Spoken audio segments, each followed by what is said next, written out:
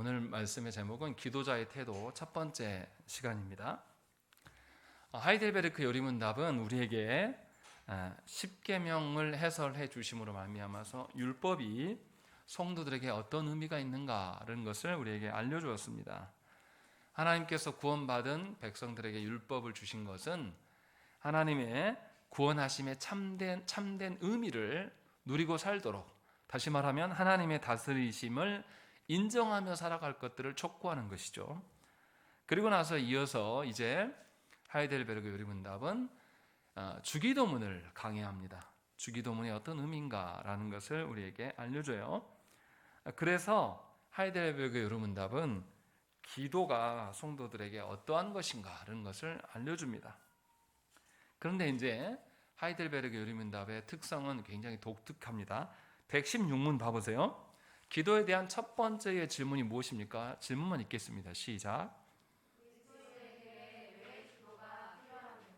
네, 첫 질문부터 기도가 무엇인지를 설명해 주지 않고 바로 그리스도인들에게 왜 기도가 필요합니까? 라고 물어요. 이렇게 묻는 이유가 뭘까요? 기도가 뭔지를 알아야지 기도가 필요한지 말하는 것이 우리의 상식적인 논리인데 왜 이렇게 말하는 것일까요? 기도는 그냥 머리로 아는 것이 기도가 아니에요. 지식적으로 기도가 이런 것이다 라고 안다고 해서 기도하지 않습니다.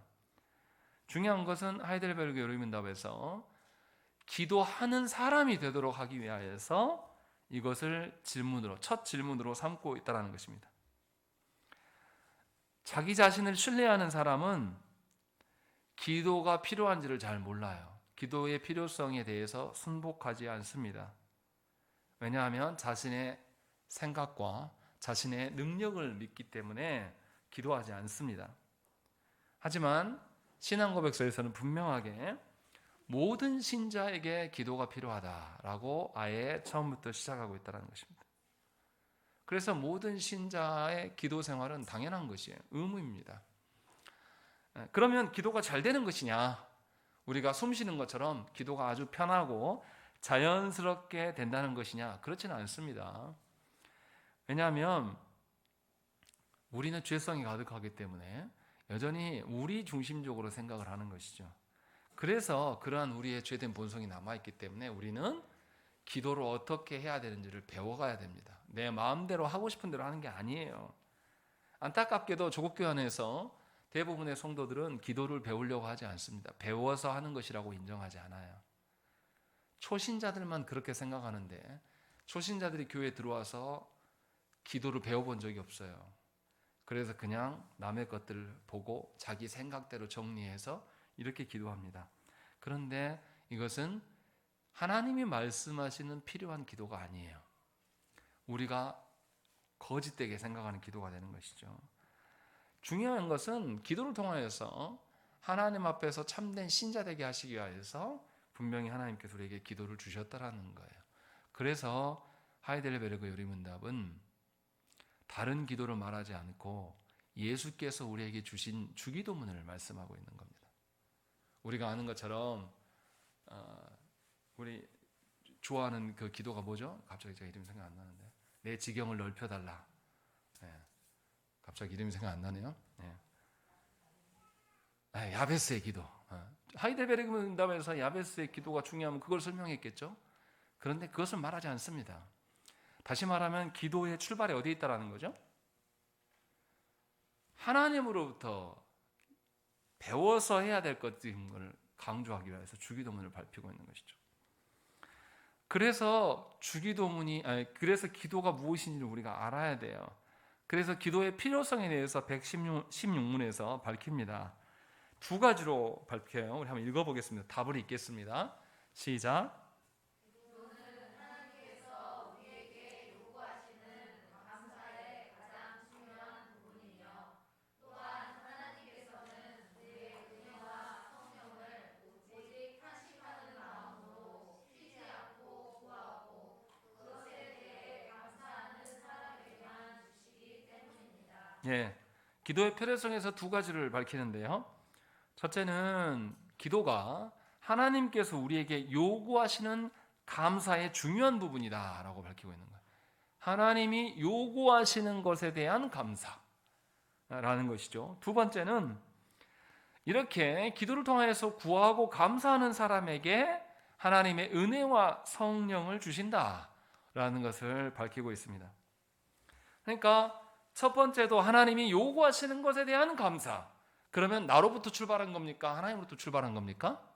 하나님으로부터 출발한 것이고, 두 번째, 하나님께 구하고 감사하는 사람이 하나님으로부터의 은혜와 성령을 받는다라고 이야기해요. 두 번째도 뭡니까? 나로부터가 아니라 하나님께서 우리에게 주시는 것을 말씀하고 있는 거예요. 그렇기 때문에 기도는 우리 안에 소원을 하나님께 아뢰는 것이 아닙니다. 내 밖에 계시는 내가 아닌 하나님으로부터 시작하고 하나님께서 주신 것들을 근거함으로 말미암아서 기도해야 된다는 것입니다. 그렇기 때문에 기도는 신자 자신의 상황과 형편과 억울함과 어떤 자신의 것들을 토설하는 행위가 아닙니다. 어떤 분들은 기도하러 와서 막 눈물을 흘리는 분들이 있는데 그 눈물이 자신을 불쌍히 생각해서 자신이 너무 세상에 어느 누구보다 자기 자신이 제일 불쌍하단 말이에요. 그런 마음으로 우는 분들이 있어요. 이것은 기도가 아닙니다.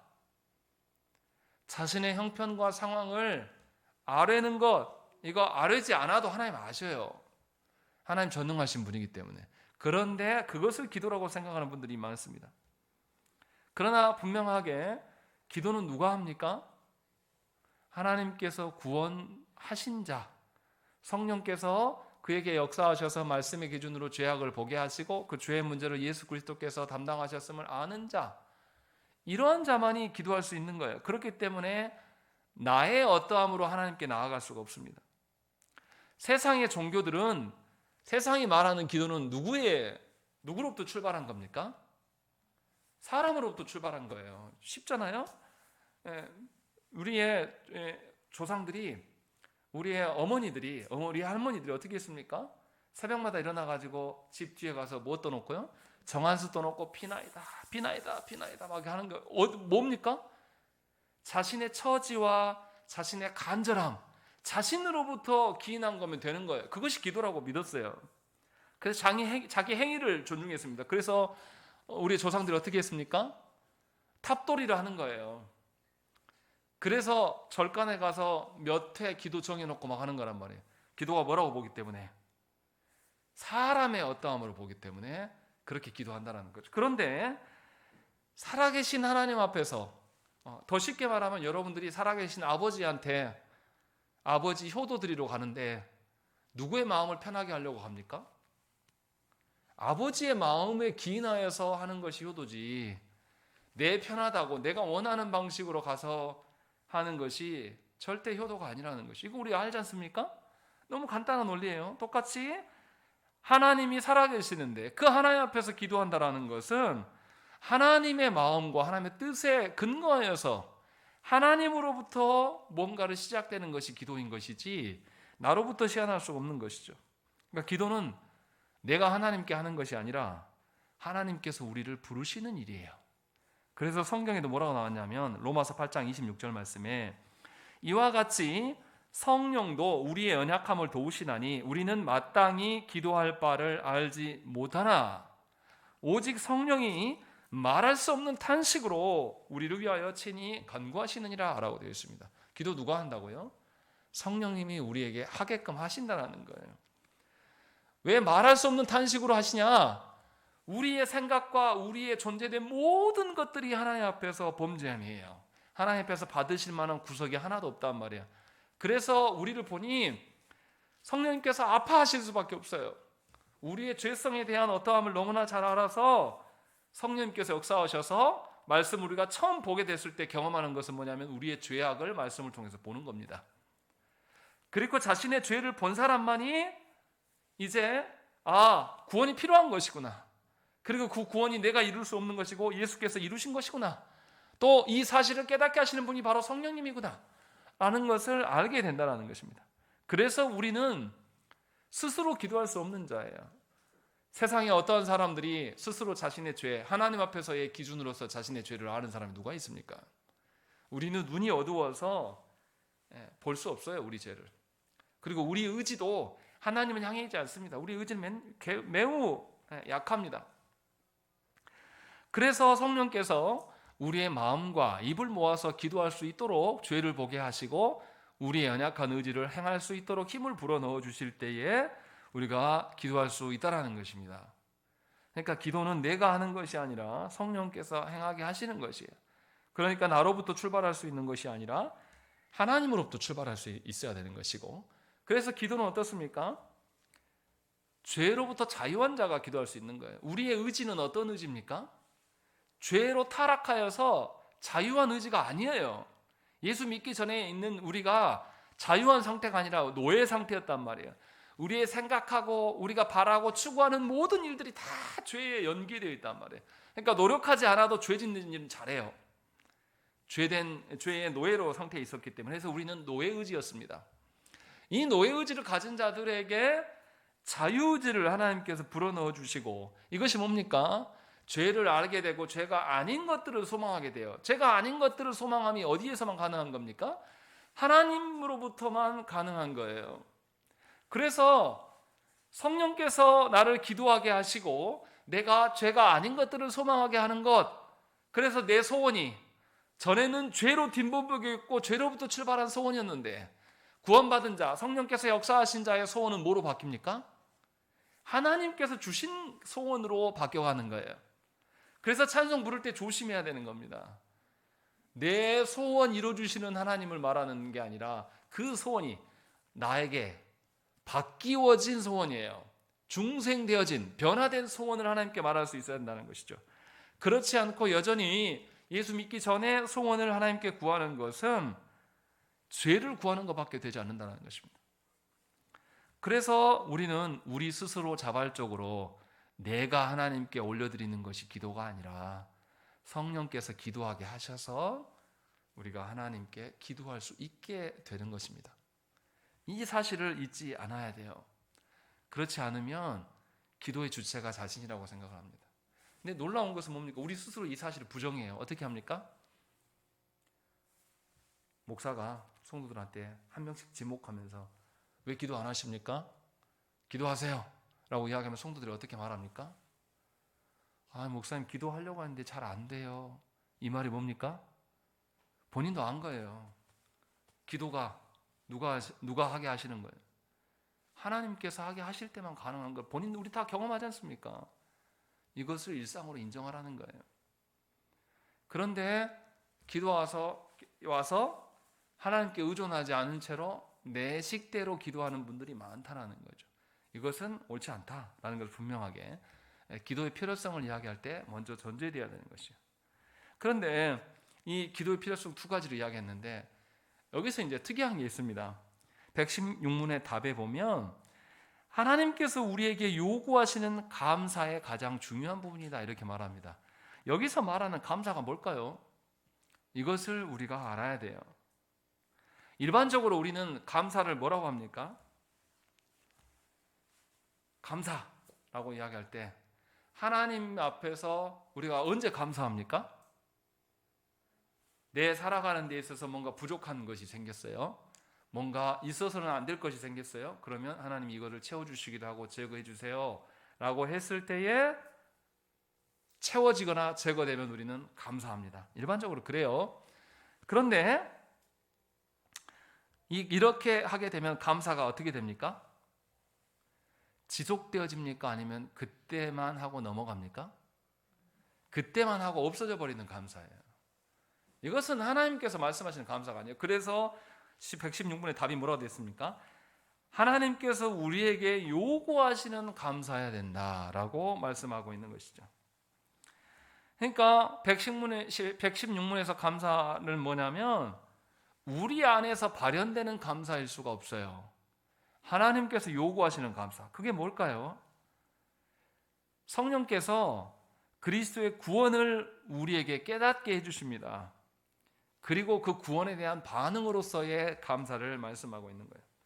개인적으로 기도응답 받았다 이것을 말하는 것이 아니라 그리스도의 구원에 대한 감사를 말씀하고 있어요. 그거를 하나님께서 우리에게 요구하시는 감사라고 말씀하고 있는 거죠. 그래서 데살로니가 전서 5장 18절 말씀, 우리가 아까 읽었던 말씀, 범사에 감사하라라고 이야기합니다. 이 의미는 뭡니까?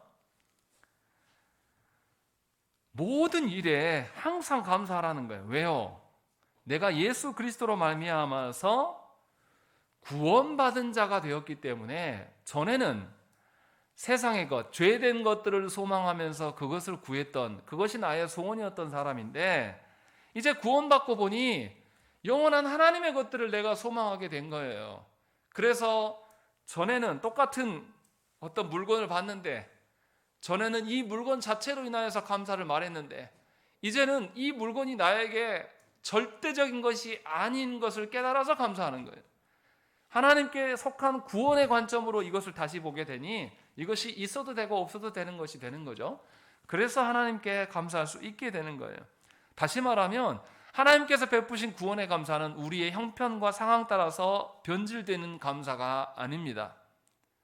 하나님께서 우리를 구원하심은 이 땅에서만 잘 되는 구원이 아니라 내 영혼과 영원히 내가 계속 구원에 누릴 수 있는 것, 이것을 말하기 때문에 취소될 수 없는 감사예요. 그리고 늘 항존적인 감사일 수밖에 없다는 것입니다.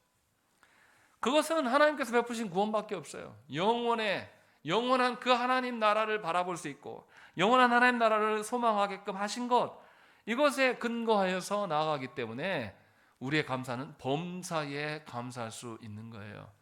세상의 방식으로 사도 바울 선생의 말을 뒤집지 말라라 이 말이에요. 이렇게 말하는 분들이 있습니다. 네 입술로 긍정적인 것을 말하면 하나님이 들어주신다. 그러니까 너는 맨날 모든 일에 감사해라. 그러면 하나님이 더 부어주실 것이다. 이 논리를 피는 거예요. 이 논리는 똑같은 거 아닙니까? 하나님 나한테 뭔가를 결핍을 채워주거나 필요 없는 것을 제거해 주시는 것, 그것에 대한 감사, 그 감사는 오래 지속되지 않아요. 여러분들이 기도 응답 받았다고 해서 기도 응답이 얼마나 오래 갈 것 같습니까?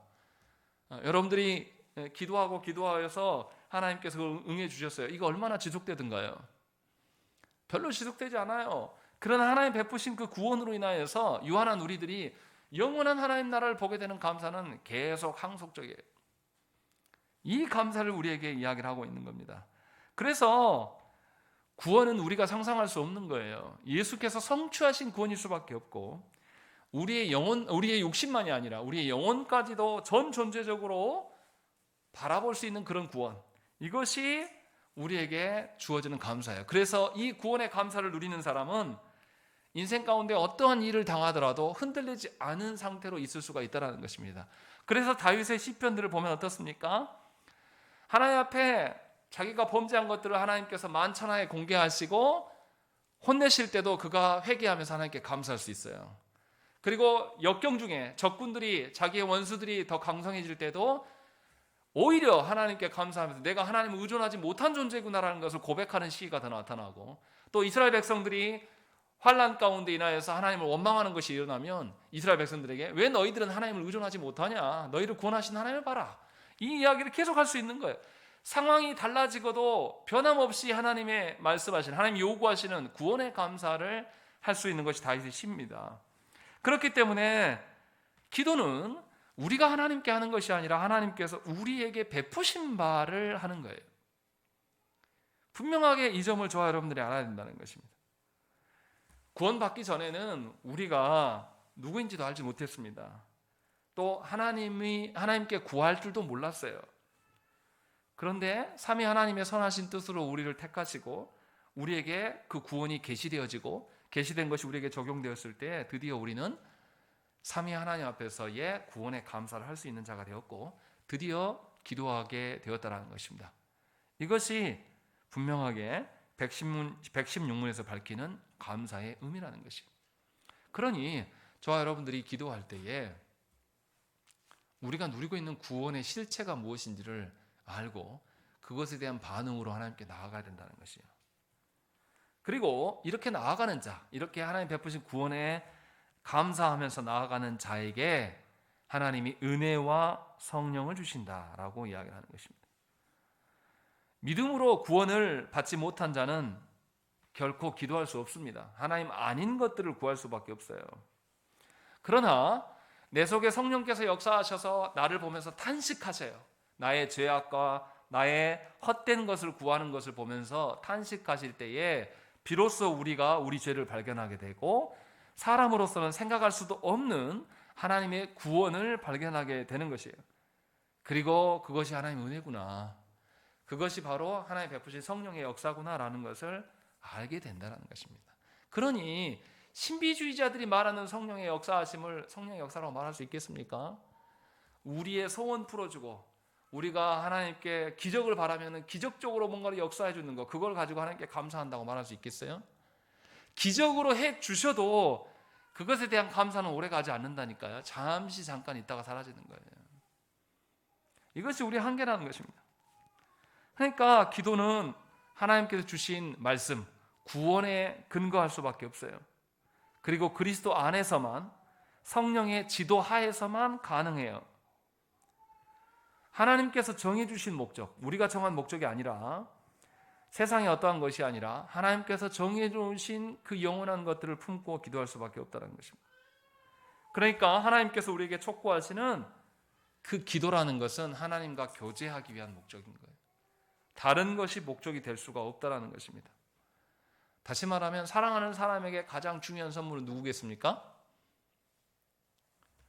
사랑의 대상자인 나야 되고 사랑의 대상자인 내 배우자가 돼야 되는 것이, 이것이 합당한 사랑인 것이죠. 근데 세대가 얼마나 타락했습니까? 그래서 사랑하는 사람에게 사랑을 어떻게 확인해야 됩니까? 명품을 주어야지 사랑을 확인하는 시대가 되어버렸어요.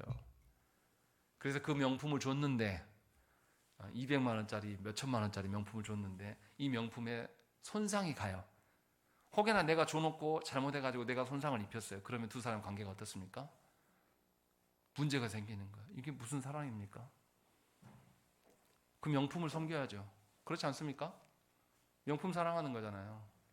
얼마나 더럽고 추접스럽습니까? 그것을 이 시대가 존중합니다. 그래서 여성들은 명품백 하나씩은 있어야 된다고 말하는 거예요.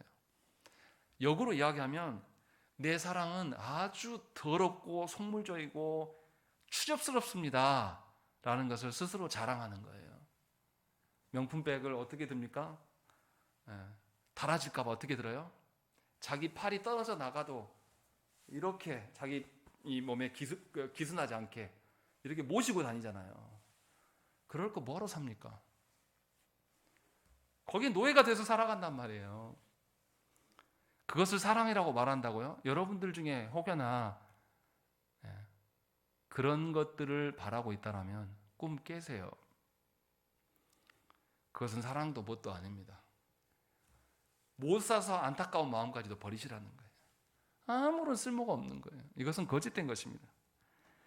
사랑하는 사람과 서로에게 진짜 선물은 뭐가 됩니까? 사랑의 대상자 그 자체가 돼야 되는 것이에요. 교제가 목적인 사람은 하나님이 우리의 모든 원천이고 목적이 될 수가 있는 거예요. 그런데 교제가 목적이 아니라, 하나님 자체가 목적이 아니라 세상에 어떠하면 목적을 두는 사람은 이것만을 구한단 말이에요. 이거 안 이루어지면 누구도 필요 없어요? 하나님도 필요 없는 거예요. 그건 하나님 믿는 사람 아니란 말이에요. 교회 안에는 있을 수 있습니다. 교회 안에 실제로 그런 분들이 굉장히 많아요. 그래서 그런 분들이 나와서 주여 주여 하고, 내가 기도하였더니 내 소원이 이루어졌다, 내 기도하였더니 내 자녀가 잘 됐다, 이따고 소리 막 하는 거예요. 이것은 기도도 아니고 하나님을 목적으로 들어 사는 사람도 아니에요. 속이는 겁니다. 이미 그런 생각들이 교회를 점령해 버렸어요. 그래서 우리는 구별하지 못합니다. 여전히 우리는 뭐라고 합니까? 하나님께 기도하였더니 응답받았다, 요따구 소리를 하고 있는 겁니다. 이게 얼마나 악한 것인지를 생각해야 돼요. 하나님을 궁극적으로 목적하지 않기 때문에 거짓된 것을 이야기하고 있는 겁니다. 116문에서 그 이야기를 하는 겁니다. 그리고 이제 분명히 하나님께서 베푸신 구원에 대한 감사의 응답으로 기도하는 것을 116문에서 알려줬습니다. 그리고 117문에서는 무슨 이야기합니까? 이제 드디어 하나님이 우리의 기도의 목적이기 때문에 질문이 어떻습니까? 질문 읽겠습니다. 시작.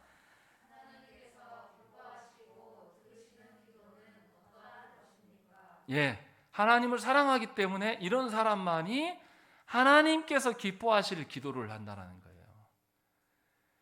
하나님을 사랑하지 않고 나를 사랑하는 사람은, 사랑이 뭔지를 모르는 사람은 배우자에게 어떻게 합니까? 누구를 섬겨라? 나를 섬겨라 라고 생각한단 말이에요. 그런 사람들이 사랑을 나눌 수 있습니까? 상대방을 위하여서 내가 희생하고 헌신함으로 말미암아 상대방이 기뻐하는 것으로 그것에 만족하는 사랑을 그 사람이 할 수 있냐고요? 못합니다. 우리 시대의 대부분 다 사람들이 어때요? 배우자가 내가 정한 조건에 맞아야 돼요.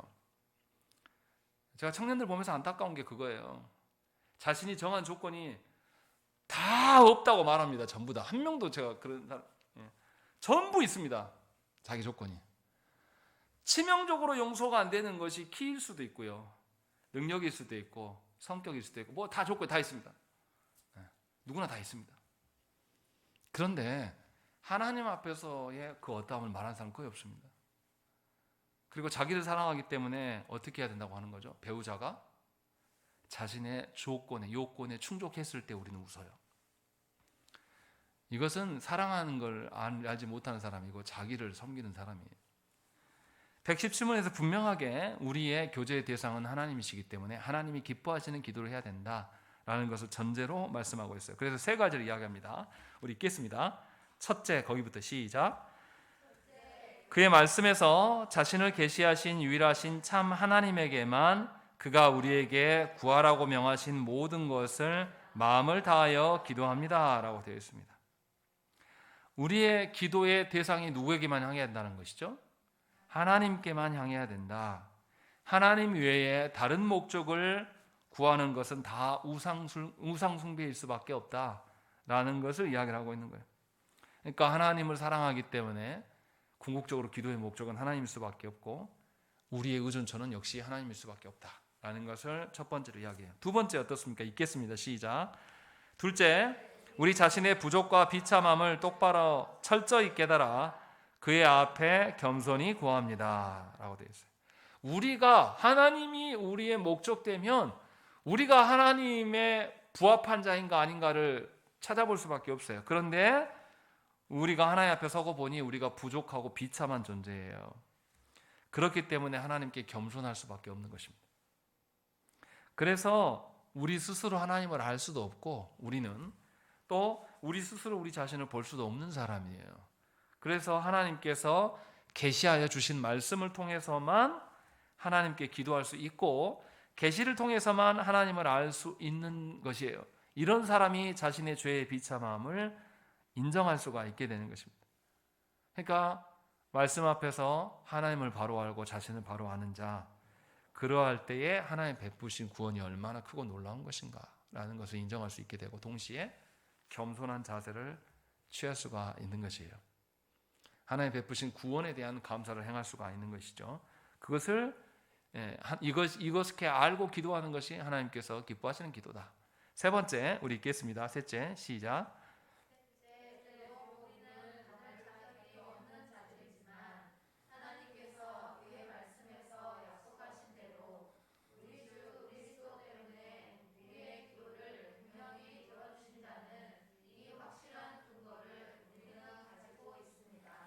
세 번째 말씀하는 것이 무엇입니까? 기도가 우리가 기도한 대로 하나님 들어주실 것에 대한 그 확신이 어디에 있다고요? 예수 그리스도에게만 있다라고 말씀하고 있는 거예요. 우리는 원래부터 받을 자격이 없어요. 우리는 하나님께 나아갈 자격도 없습니다. 그런데 우리는 누구 때문에 나아갈 수 있고 받을 수 있습니까? 예수 그리스도로 말미암아서 우리는 기도할 수 있고 기도를 들어주시는 거예요. 그러니까 내 처지가 상황이 못 이루어질 것 같단 말이에요. 그것을 염려하면서 기도하는 것은 기도가 아니에요. 예수 그리스도로 말미암아서 우리가 기도할 수 있는 자격을 얻혀졌고 예수 그리스도께서 행하신 바가 있기 때문에 성부께서 들어주실 것이라는 확신의 근거가 예수에게만 있어야 된다라는 것을 말해주고 있는 것입니다. 그래서 기도의 말미가 뭡니까? 뭐로 끝나요? 예수님의 이름으로 기도합니다 하고 아멘 하는 거예요. 이 말은 기도가 아주 길었는데 이제 기도가 끝납니다 라고 알려주려고 하는 게 아니에요. 분명하게 이 우리의 기도의 확신이 어떤 상황이나 문제에 있는 것이 아니라 예수님께 있다라고 이야기를 하고 있는 거예요. 이것은 그렇게 바르게 기도하게 되면 어떻게 됩니까? 그 우리의 살아가는 삶의 문제들과 우리의 삶의 정황들에 우리가 잠기지 않아요. 기도 생활을 날마다 하면 어떻게 하겠습니까? 기도할 때마다 누구 안에서 확신을 주장하니까 예수 그리스도 안에서 확신을 보기 때문에 우리가 삶의 문제에 퐁당 빠져가지고 거기에 주저앉고 낙심하는 일이 있겠습니까? 없겠습니까? 있을 수가 없죠. 하나님으로부터 인한 기도를 하는 자라면. 그러니까 기도를 바르게 한다는 거예요. 분명하게 예수 그리스도로 말미암은 그 확신을 갖고 살아가시라는 거예요. 그러할 때에 고난 중에서도 인내할 수가 있는 것입니다.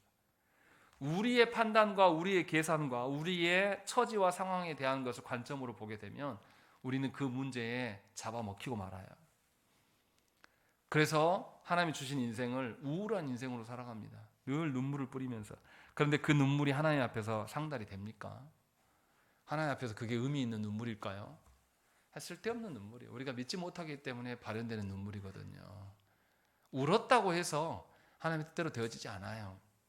예수 그리스도께서 우리의 모든 근거예요. 예수 그리스도께서 우리 기도의 확신의 근거를 삼는 자는 고난 중에서 인내할 수 있고 요동하지 않습니다. 이랬다 저랬다 안 한단 말이에요. 예수 믿는. 그래서 신앙생활이 어떻겠습니까? 한결같이 하나님이 정해 주신 하나님 나라를 향하여서 늘 이렇게 한결같이 살아가는 거예요. 어른이 되어간다는 의미가 뭡니까? 어른이 되어간다는 건 한결같다는 거예요. 신앙생활 해나가고 늙어가면서 하나님 나라를 소망하는 자는 날이 갈수록 하나님 나라를 더 가까워지기 때문에 그 나라로부터 확신을 얻는 거예요. 예수 그리스도로 확신을 얻는 거예요. 그래서 내가 인생이 어떻습니까? 아무 것 없이 태어났다가 인생의 그래프를 그려보면 아무 빈손 들고 왔다가 부모로부터 교육을 받고 조금씩 이제 능력이 생겨나죠. 젊었을 때 최고치를 찍어요. 그리고 나이 들면서 어떻게 됩니까? 하얀 곡선을 이루어가는 것이 인생이에요. 그런데 하나님 나라를 사는 사람은 이 곡선이 아닙니다. 모르고 하나님 나라의 관점으로 모르고 살다가 어느 날 하나님을 바로 인격적으로 만났을 때 그때부터 날이 갈수록 하나님 나라를 향해서 계속 상승 곡선을 그려가는 것이 예수 믿는 자의 삶이에요. 그러니 나이 먹었다고 늙었다고 해서 우리가 하나님 앞에서 기도하는 것, 하나님께서 주신 은혜의 방편들에 소홀히 할 수가 없다라는 거죠. 오히려 그렇게 말하는 분들이 있어요. 아이고 나 나이 먹었다고 사람들이 괄시하네.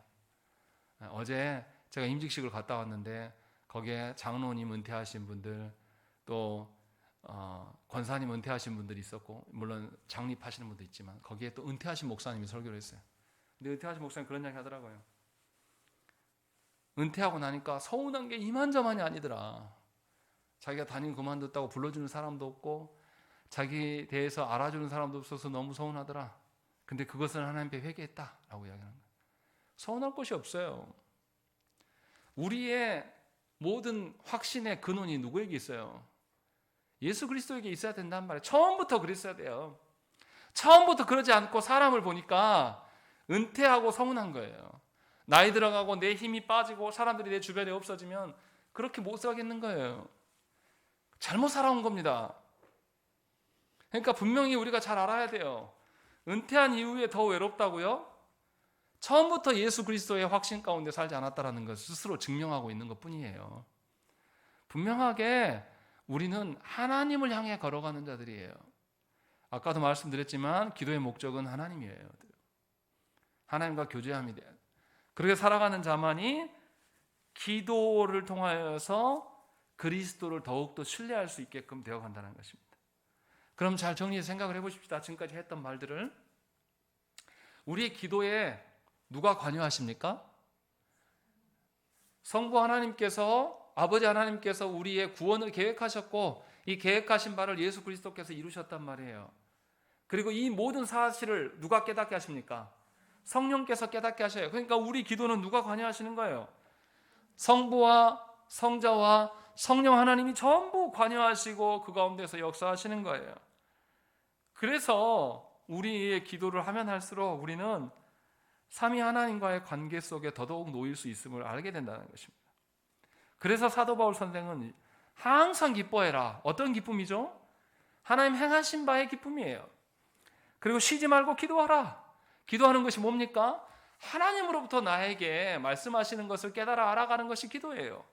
기도를 우리의 말을 내놓는 게 아니라 하나님의 선하신 뜻을 알아가는 것이 기도이기 때문에 이렇게 이해할 수 있는 것이고, 범사에 감사할 수 있는 것도 여전히 기도하라는 것이죠. 그래서 마지막에 뭐라고 되어 있습니까? 이것이 그리스도 예수 안에서 너희를 향하신 하나님의 뜻이니라 라고 말씀합니다. 이 말의 의미가 뭡니까? 너희가 구원받고 살아간 이후로부터 하나님이 너희를 얼마나 사랑하셔서 하나님 나라 백성 되게 하시고 그것을 위하여서 힘쓰고 있으시는가, 이것을 너희가 일상에서 항상 기뻐하고 쉬지 말고 기도하고 감사함으로 말미암아서 누리고 살아라. 이것이 하나님이 우리를 부르신 뜻이다라는 것이죠. 그러니까 예수 믿는 사람들은 하나님 나라가 가까울수록 더 즐겁고 감사함이 드러나는 거예요. 세상에서 말하는 식으로 내 수입이 많아지고 사람들이 나를 알아주고 내가 힘이 있어져서 감사하는 그런 썩어빠진 감사가 아니라 하나님께서 보이신 영원한 나라가 우리 안에 더욱더 확실해지는, 그 그리스도께서 보여주신 그 확신이 우리 안에 있을 때에 비로소 우리는 하나님께 감사할 수 있는 거예요. 그러니까 기도는 내가 하는 것이 아니라 삼위 하나님께서 계시하여 주신 것이 나에게 적용되었기 때문에 하나님께서 우리에게 알려주시는 것이 기도예요. 그러니까 말씀과 기도가 분리될 수 있습니까? 없습니까? 없어요. 분명하게 기도하는 사람은 말씀을 깨달아 알게 됩니다. 그래서 기도는 계시의 성격을 갖고 있어요. 우리의 것들을 하나님께 막 퍼붓는 것이 아니라 하나님께서 우리를 깨닫게 하시고 알게 하셨을 때 우리가 기도할 수 있다는 것입니다. 그러니까 기도의 주체는 내가 아니에요. 성령께서 말씀을 깨닫게 하시고 성자께서 이루신 바를 우리가 듣게 하고 경험케 하시고 또 성부 하나님의 놀라운 사랑을 누릴 수 있도록 하나님께서 베푸시는 거예요. 그러니까 기도는 하나님께서 계시하여 주신 구원에 대한 반응으로서 기도하는 거예요. 그래서 장로교회에서는 은혜의 방편을 세 가지를 이야기합니다. 뭐죠? 말씀과 성례와 기도를 이야기해요. 그런데 사람들이 어떻게 생각합니까? 말씀은 들려지는 말씀, 성례는 맛보는 말씀, 기도하면 여기서부터 사람들이 어떻게 합니까? 이 말씀과 다른 거라고 생각하는 분들이 너무 많아요.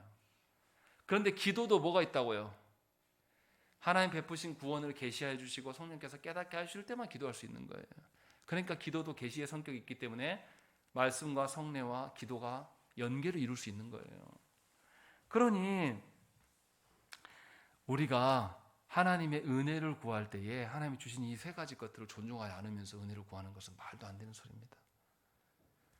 예배를 존중하지 않아서 말씀에 듣는 자리를 존중하지 않는 사람이 어떻게 하나님의 은혜를 알 수 있습니까?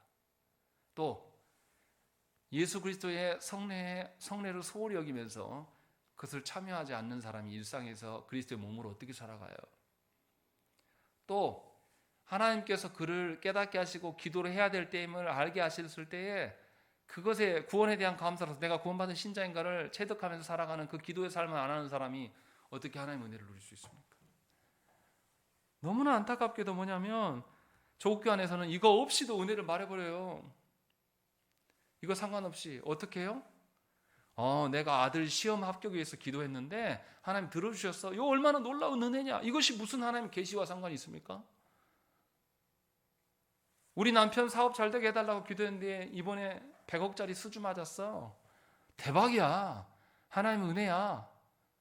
언제 그게 하나님의 은혜라고 말했습니까? 성경에 없는 이야기 누가 만들어낸 겁니까? 이런 일들이 우리에게 있다는 것입니다.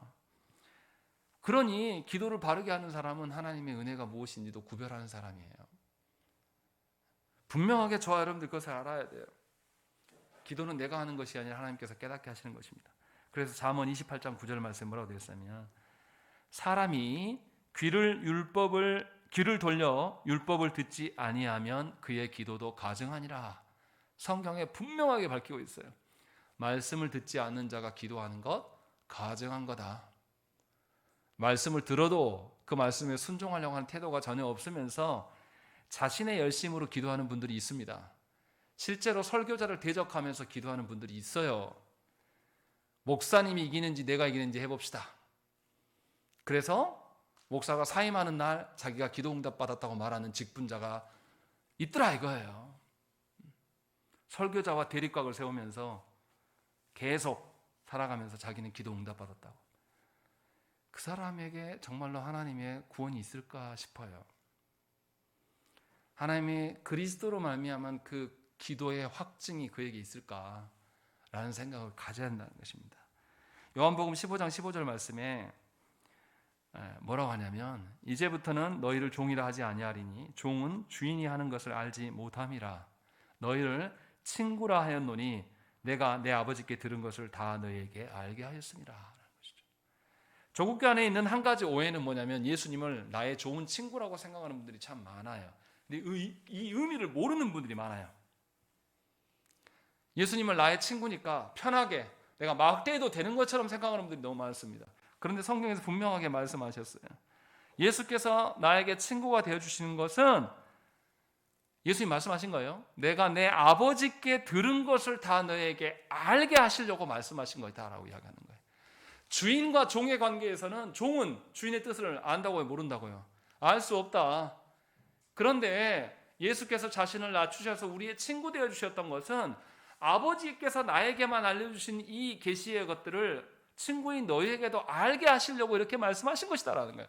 그러니까 예수는 나의 참 좋은 친구라고 말했을 때에 분명하게 거기 안에는 하나님의 계시성을 전제로 말씀하고 있는 것을 저와 여러분들이 알아야 한다는 것이죠.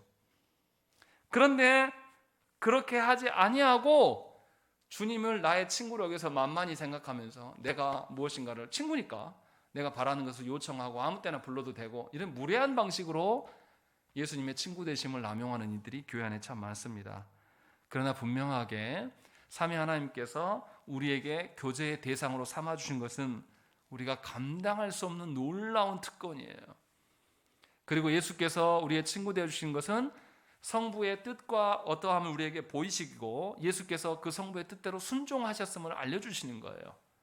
그래서 우리의 친구 되심이라는 의미를 알아야 된다는 것이죠. 다시 말하면 기도나 예수님이 우리의 모든 기도의 근원 되시는데 예수께서 우리의 친구 되셨다는 것은 기도가 계시성을 갖고 있다. 하나님의 말씀에 기인하는 것이라는 것을 우리에게 알려주고 있습니다. 그렇기 때문에 우리는 말씀을 통해서 하나님의 선하신 뜻을 배우고 익히는 일에 열심을 내야 됩니다. 이거 없이 기도할 수 없어요. 그리고 그 일을 어떻게 해야 됩니까? 그리스도 안에서 항상 기뻐하고 쉬지 말고 범사에 감사하는 방식으로 살아가야 되는 것이 기도자의 합당한 자세, 합당한 태도이다라는 것을 하이델베르그 요리문답은 우리에게 가르치고 있습니다. 그러니 우리가 어떻게 해야 되겠습니까?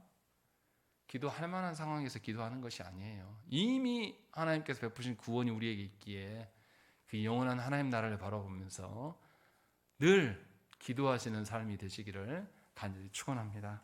함께 기도하겠습니다.